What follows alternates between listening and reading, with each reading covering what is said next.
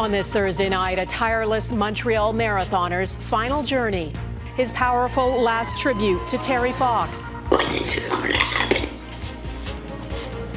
When is it mine? After a lifetime following the footsteps of a Canadian hero. Money laundering, why many Canadian financial institutions are failing at detecting the dirty business. A Global News exclusive. Do you think this is a joke? MPs grill Bell bosses about the thousands of job cuts that decimated its news division. Why did it take me 5 minutes to get a straight answer? Plus, complicated legacy. Justice was not served. Reaction to O.J. Simpson's downfall and death.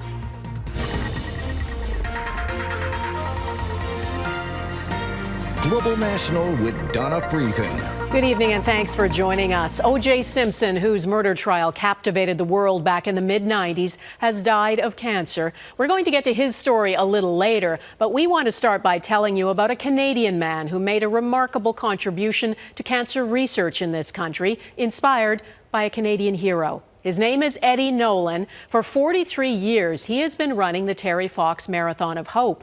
Tomorrow is the 44th anniversary of the day Terry Fox started that marathon. His quiet strength and determination live on. Millions of people keep running to achieve Terry's vision, a world without cancer. So far, raising over $800 million for cancer research. And Eddy Nolan, well, he's raised about $1 million of that.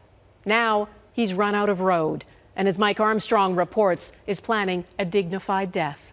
Holy God, look at that. There is almost nothing that can keep him from running. Eddy Nolan forced himself to keep going, even fighting cancer, with feeding tubes hidden under his shirt. It's all for Terry Fox. It's all for Terry Fox. He's our national hero. Something happened to Nolan the day Terry Fox crossed the bridge to Montreal. His life changed. A runner himself, the images of the young man trying to cross Canada were a spark.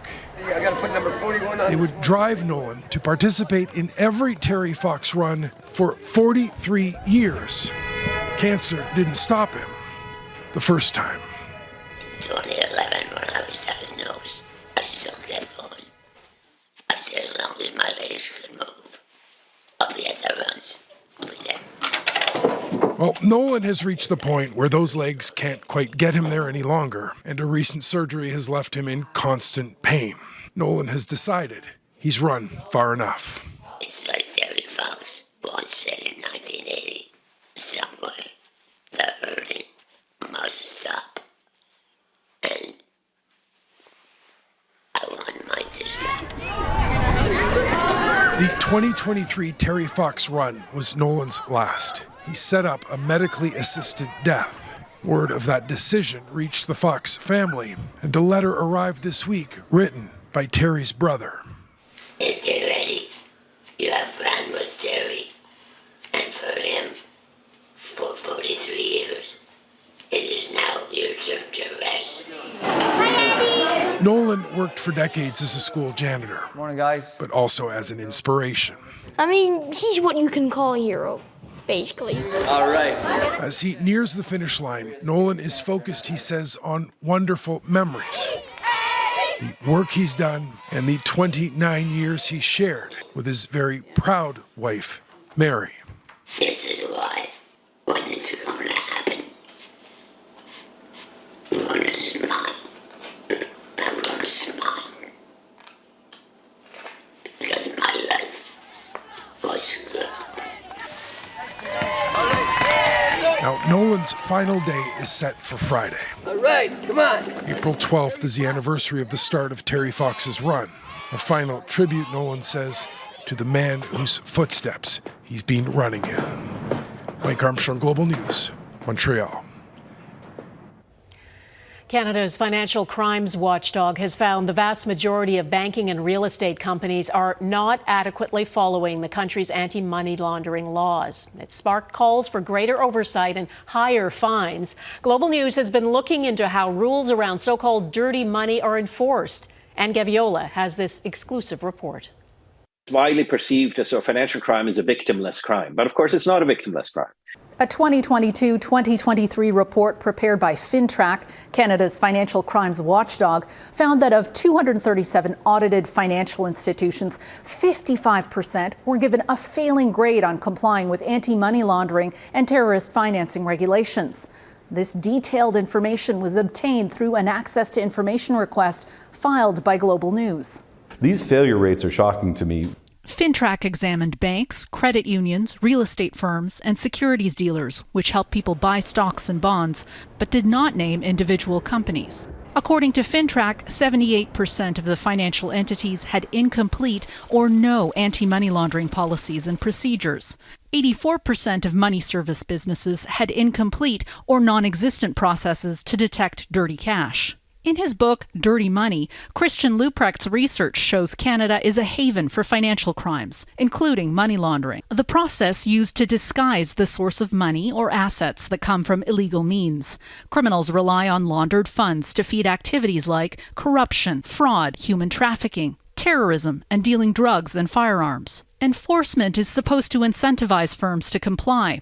In December, FINTRAC issued a record $7.4 million fine for RBC and $1.3 million to CIBC for failing to submit suspicious transaction reports. Both banks said the penalties were related to administrative matters.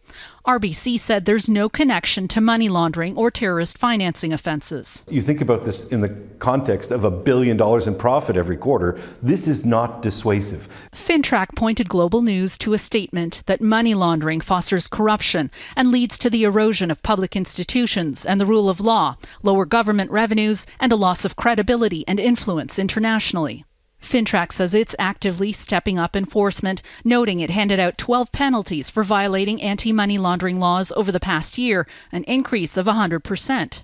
We've seen more enforcement in the last year than we have in an awfully long time. In 2022, a remarkably revealing public inquiry, the BC Cullen Commission, exposed how laundered money flowed through Canada's housing market, inflating home prices by nearly 8%. Being lax on dirty money also dilutes the impact of economic sanctions, and it can fuel even more criminal activity. Donna? And Gaviola in Toronto. Thanks, Anne. There are a series of changes coming aimed at helping more Canadians buy their first home. One of them starts in August and extends the amortization period on insured mortgages for newly built homes. First-time home buyers will now have 30 years to pay off their mortgage instead of 25. That translates to lower monthly payments, so more younger Canadians can afford to pay that monthly mortgage.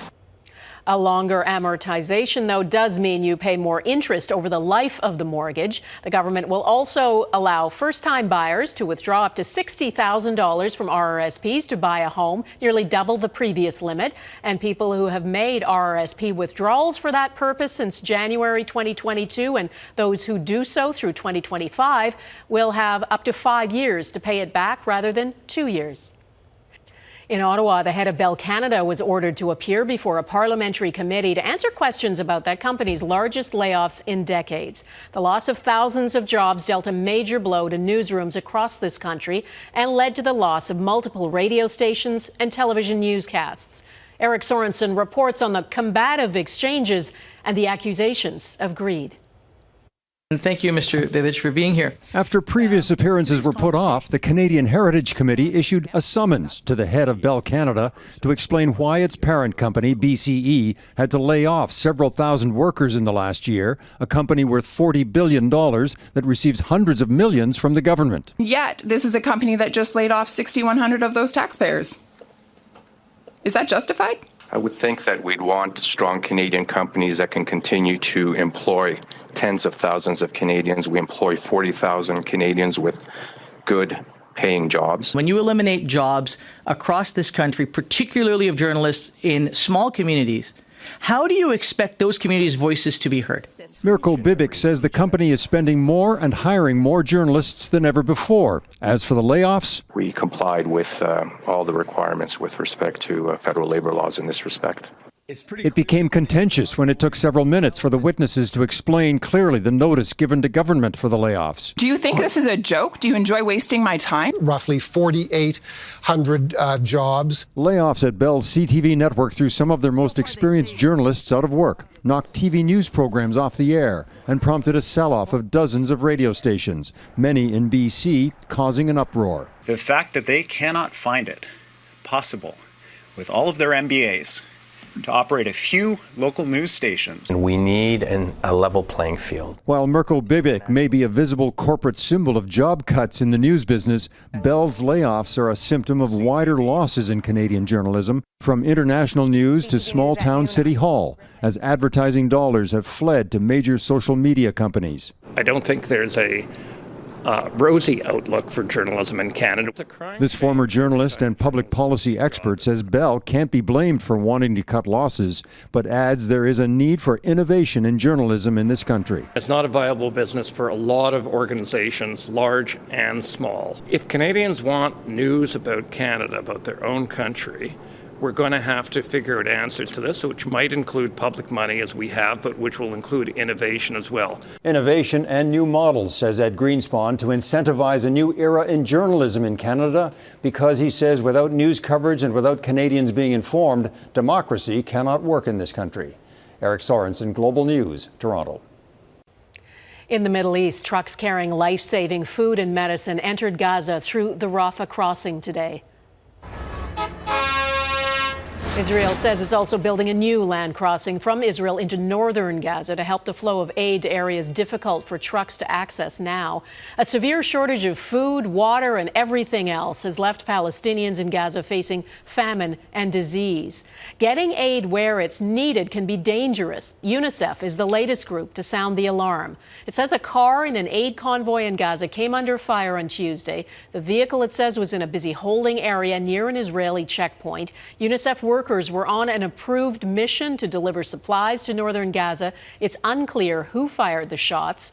UNICEF spokesperson Tess Ingram told Global News what happened. I was in the car that was struck by the bullets, and it was actually my window and my door that were hit by the bullets that struck the side of the car. In the moment, we were obviously all incredibly shocked that this could happen to us in a place where we were coordinated, we were supposed to be safe. But, you know, we want to try again. Last week, the Israeli army killed 7 aid workers with the World Central Kitchen, including dual Canadian U.S. citizen Jacob Flickinger. Israel has apologized and vowed to do everything to prevent a recurrence. Russia has ramped up its attacks on energy infrastructure in Ukraine, destroying the largest power plant in the Kyiv region. The overnight airstrike sparked a major fire at the facility about 50 kilometers south of the capital. Staff ran for cover. Nearby residents rushed to underground shelters. 2 other electrical plants in western Ukraine were also damaged, and that's placing more pressure on Ukraine's strained electrical system. President Volodymyr Zelensky condemned the attack and reinforced the need for more air defense supplies.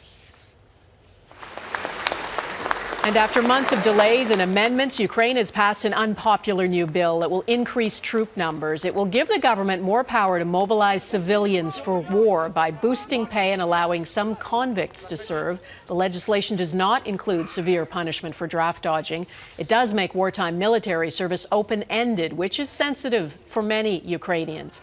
The military is requesting up to 500,000 more soldiers to fight Russia. The legislation must now be signed by the Ukrainian president to become law.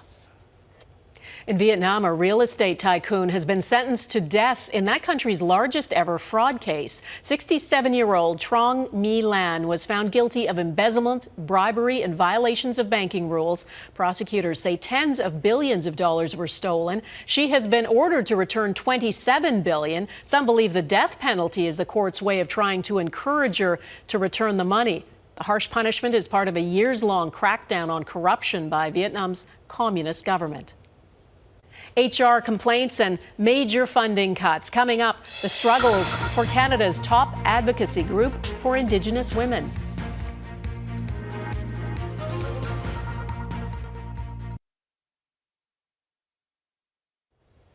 There are trying times ahead for Canada's top advocacy group for Indigenous women. The Native Women's Association of Canada laid off half its staff this year after nearly $40 million in federal funding was cut. It is also dealing with internal turmoil, from toxic workplace allegations to criticisms of overspending. Melissa Ridgen explains why some say the organization has lost its way. The new headquarters of the Native Women's Association of Canada will now be largely empty. An apprenticeship program and several smaller projects it administered ended in March, and so did $48 million in federal funding. Leaving us to start the fiscal year with $10 million. That is a very significant decrease. NWAC, as it's called, has survived for decades on project funding, which came to an abrupt end. CEO Lynn Grew says it doesn't feel like reconciliation in action. Well, it's not. It's obviously not. The association has suffered through public infighting, leadership coups, and allegations of a toxic workplace. Most recently, critics took issue with how they spend money, something the Indigenous Services Minister also seems concerned with. Listen, the organization right now is going through a forensic audit, and I'll have more to say when that's complete. I'm fully confident that NWAC has complied with the rules. The heart of the money matter, the Native Women's Association's foray into business. We're doing our best to try to find ways to supplement our revenues. And one of those ways, Melissa, that NWAC is doing is by generating our own source revenue. They plan to buy a boutique hotel on top of their 2 luxury resiliency lodges and these high-end event rental spaces. Today, I'm sitting here in NWAC's event center that we built with the goal and the intention to generate our own revenues and lessen our dependency on taxpayers' dollars and government funding. How does that serve, grassroots women? How does that make a difference in our life, Crystal Samaginis left her job here as a cultural support and knowledge keeper last year. A lot of, dysfunction, a lot of, mismanagement, and the administrative, follow through of what they were actually trying to do just was not there. Like many, she feels the association should have stuck with its roots in advocacy. So we were bringing a lot of awareness to the missing and murdered women. Bridget Tolley worked with NWAC's Sisters in Spirit project, largely credited with putting missing and murdered Indigenous women on the national agenda back in 2004. We want to solve the unsolved, and we want to open up all the unresolved cases that the police messed up on, Funding for that ended in 2010, and some feel the women's organization lost its way soon after. Yes, I'm happy. I'm happy this happened because, we deserve a lot more. Samaginis hopes it's not the end, just a pause.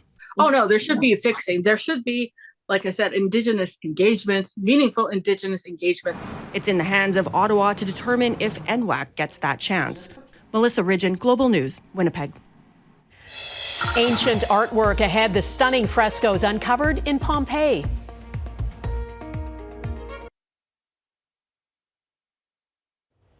Being shipwrecked on a remote island can end badly unless you have a plan and some extremely good luck. 3 men shipwrecked in Micronesia spelled out help on the beach using palm leaves. They'd set out to fish on March 31st, but their boat was damaged, their radio died. The men lived off coconuts for a week on the tiny island until the Coast Guard spotted their call for help and rescued them. Some stunning artwork has been uncovered at Pompeii, the ancient Roman city buried when Mount Vesuvius erupted in AD 79. They are frescoes in what was a banqueting hall, among the finest to be found at Pompeii. They depict scenes from the Trojan War and Greek mythology. Prince Paris meeting Helen of Troy before kidnapping her, and the god Apollo trying to seduce the Trojan priestess Cassandra. About a third of the lost city of Pompeii has yet to be cleared of volcanic debris. He was complex and controversial. Next, exploring the life of O.J. Simpson.